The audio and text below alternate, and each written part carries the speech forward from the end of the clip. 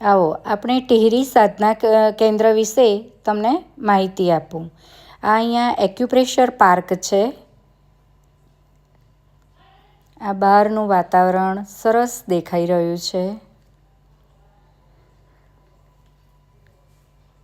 અહીંયા જે સાધના કરવા આવ્યા હતા એ બધા છે. આ પરિવ્રાજક છે.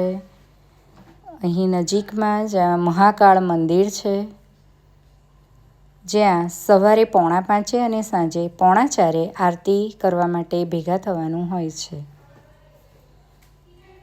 પછી આ ગાયત્રી મંદિર છે. અહીંયા જ યજ્ઞ પણ અહીંયા જ થાય છે.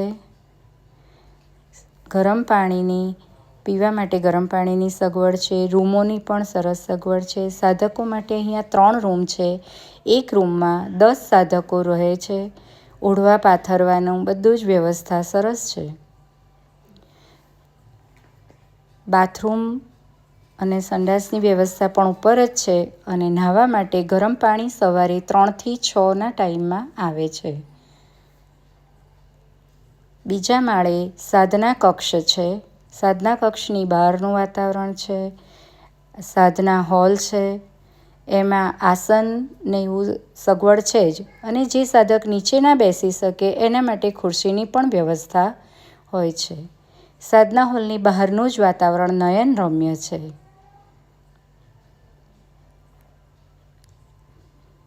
પ્રવચન ને બધું સાધના હોલમાં જ થાય છે. સવારે જ્યારે પ્રજ્ઞાપેનો ટાઈમ હોય છે ત્યારે સાધના હોલની બહારથી જ જવાનું હોય છે અને ત્યાં એક ધાબુ છે અને ત્યાં જ પ્રજ્ઞાપે આપે છે.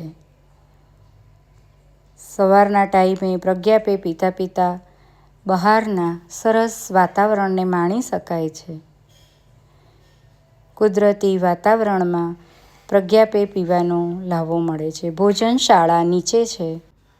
ભોજન બનાવનાર ખૂબ જ પ્રેમથી ભોજન બનાવે છે અને પીરસનાર પણ એટલા જ ભાવથી પીરસે છે. અહીં બધું સમય પ્રમાણે જ ચાલે છે. જે સમયપત્રક દરેક રૂમના દરવાજે ચોંટાડેલો જ હોય છે.